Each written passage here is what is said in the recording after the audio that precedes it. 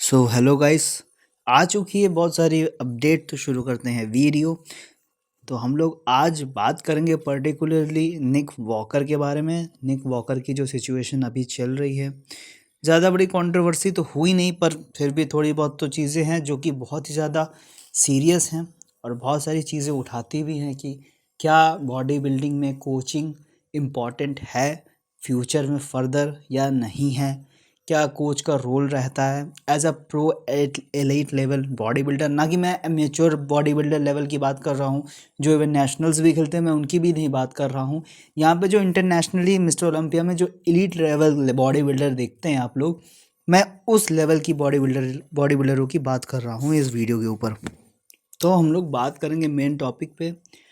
तो वो है निक वॉकर ने अपने जो कोच को छोड़ा, उसके बाद कोच का रिप्लाई आया जो कि बहुत ही अच्छा कोच, एज अ कोच उन्होंने रिप्लाई दिया। इतनी बड़ी कॉन्ट्रोवर्सी नहीं हुई, पर चीज़ अब जाके डिफाइन हुई है कि निक वॉकर इस साल जो अगले साल खेलेंगे मिस्टर ओलंपिया, वो किसी भी कोच के अंडर पे नहीं रहेंगे, क्योंकि अब जाके निक वॉकर की जो माइंडसेट था इन सब चीज़ों को करने का, वो थोड़ा सा डिफाइन हो रहा है। जो वो चीज़ें थोड़ी अच्छे से दिख रही हम लोग को कि निक वॉकर शायद ऐसी मेंटलिटी के अभी हो चुके हैं कि उनको लगता है कि उनका जो ज्ञान है, पर्सनल ज्ञान, जो उन्होंने इतना सारी चीज़ें सफ़र की है, इतनी ज़्यादा पीक हिट की है, अपना जो पास्ट का जो एक्सपीरियंस है वो शायद इस साल आजमाएंगे और वो बिना किसी कोचिंग के इस साल मिस्टर ओलंपिया के स्टेज के ऊपर उतरेंगे।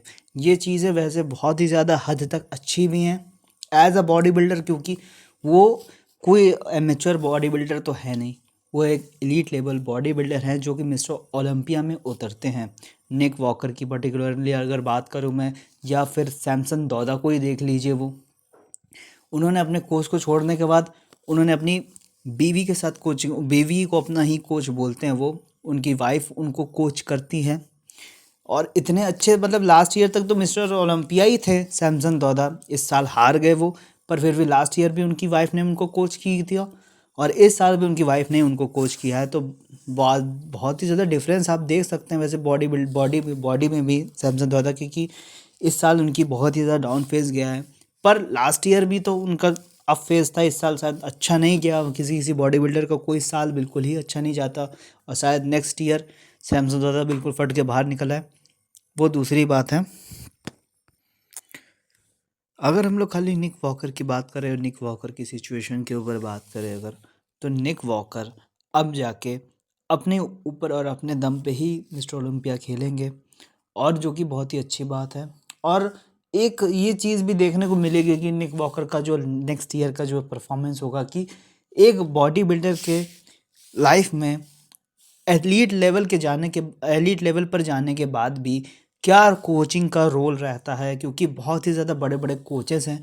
और एक बॉडी बिल्डर की जो मेन, जब वो जीतता है कोई भी बड़ा कंपटीशन, तो उसमें 50% के पार्टनरशिप में रहते हैं कोच, जो क्योंकि एक बॉडी बिल्डर को हम लोग अप्रिशिएट करते हैं, तो उससे ज़्यादा कभी कभी हम लोग उनके कोच को भी अप्रिशिएट किया जाता है जो उनके कोच रहे हैं उस साल के। तो क्या कोच जो होता है एक एलीट लेवल बॉडी बिल्डर का, वो कितने ज़्यादा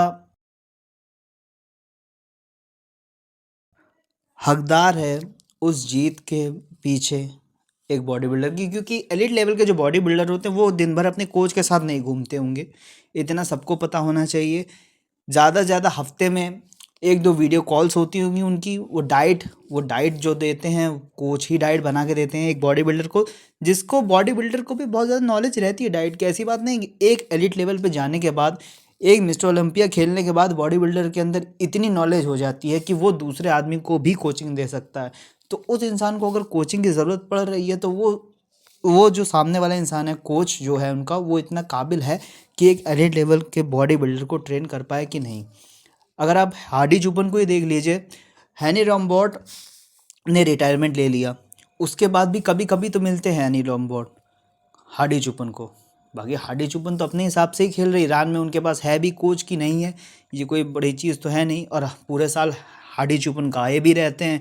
शायद हो सकता है कि वो अपने आप ही ओन ट्रेन ही करके आते हैं बॉडी बिल्डिंग स्टेज में। और कभी कभी हैनी रैम्बोर्ड जब कंपटीशन वक्त पास में होता तब थोड़ा बहुत ट्रेनिंग करवा देते हैरी रैमबॉट, पर पूरे साल तो हार्डी चुपन अपने ऊपर ही अपने आप को ट्रेन कर रहे हैं ना।